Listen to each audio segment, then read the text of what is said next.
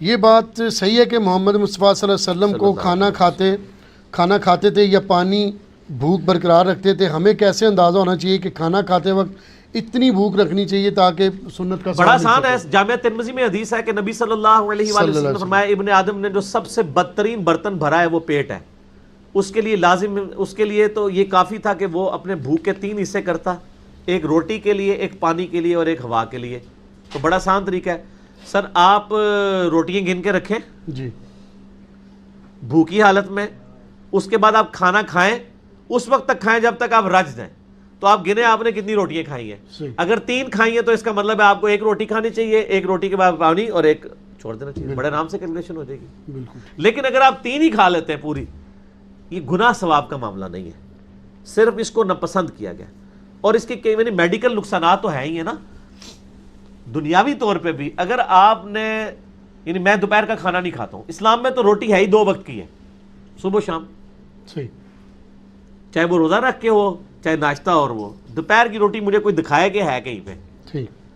ابھی بھی گاؤں ایریا میں لوگ 2 وقت کی روٹی کھاتے ہیں، فجر کے بعد ناشتہ کر لیتے ہیں اور مغرب سے پہلے رات کا کھانا کھاتے ہیں. یہ دوپہر کی روٹی نے تو بڑی یعنی ایک مصیبت ڈال دی. اور پھر وہ کہتے ہیں کیلولا کرنا سنت ہے.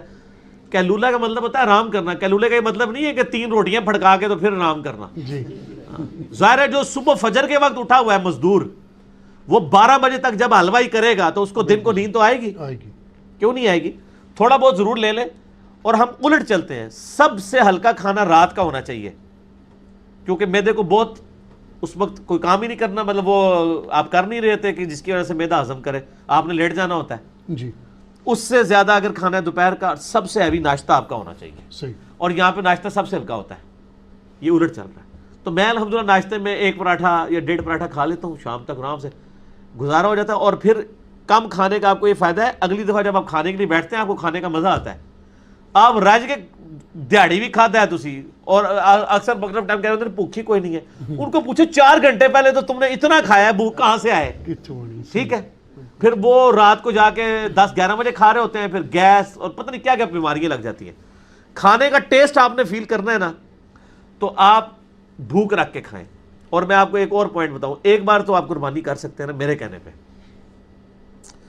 ایک دفعہ آپ یوں کریں کہ آپ کو اگر 2 روٹیوں سے پیٹ بھرتا ہے، آپ 1 روٹی کھائیں، اور بھوک آپ کا پیٹ مانگ رہا ہے کہ روٹی، آپ کھانا چھوڑ دیں.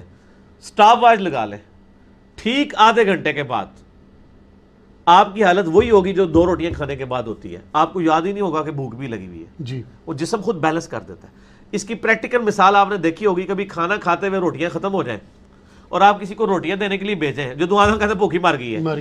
بھوک نہیں مرتی سر، یہ اللہ نے سسٹم بنایا ہوا ہے کہ آپ کم کھانا کھائیں تو آپ کا جسم اس کا عادی ہو جاتا ہے. کوئی کم کھانے سے مرا نہیں ہے کبھی، کم کھانے سے کوئی نہیں مرا. ٹھیک ہو گیا جی. تو یہ آپ تجربہ کریں، آہستہ آہستہ آپ تھوڑی دیر کے لیے بس صبر کرنا ہے. آپ نے گناہوں سے بچنے کے لیے بھی آپ کو تھوڑی دیر ہی صبر کرنا پڑتا ہے، بعد میں سکون ہو جاتا ہے. جی جزاک اللہ.